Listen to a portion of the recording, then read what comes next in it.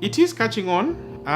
I believe that the public-private partnership unit at the ministry has got targets. So the idea is to use private funds to carry out public projects so that the private investor can invest in the project, recover his money over a period of time, and then hand over the project to the public utility. Infrastructure will always be a key thing for PPPs. In this region, you have quite a deficit, a huge deficit for infrastructure and for housing.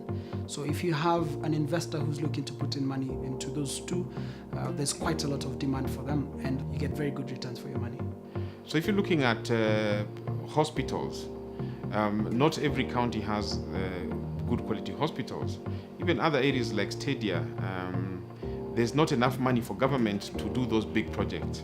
The learning curve is steep at the beginning, because I think what has been approved and is going on is probably 6 or 7 projects which are actually live.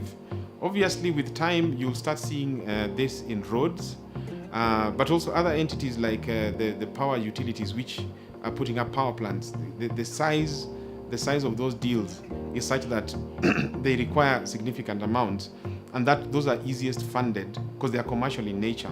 They're easiest funded through that method. So maybe not in that same order, but I would think health, education, and power would be the areas that I would look at. So at TRIPLEOKLAW, we have engaged the PPP unit. We try and make sure that we meet them as often as possible.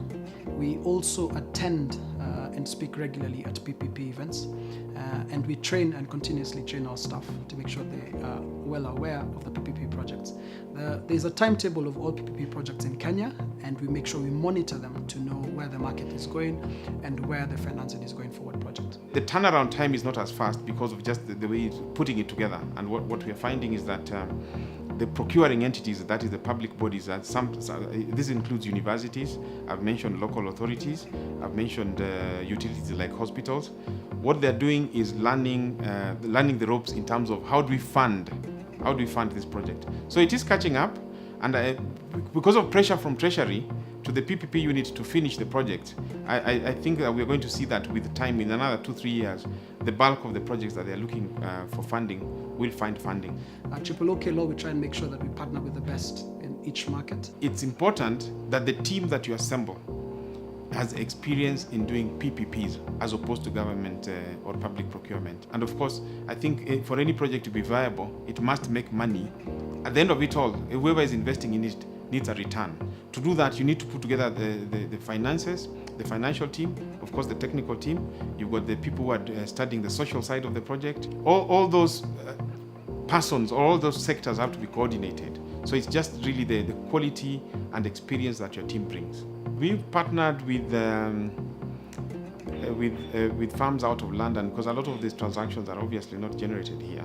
We've also done PPP bids with one of the leading accounting firms, one of the top 4 in the world. And I think that's the only way, because again, the nature and the size of the project, you need the muscle to be able to pull it off. And the appetite for investors to come and invest in Kenya is really, I think, quite amazing.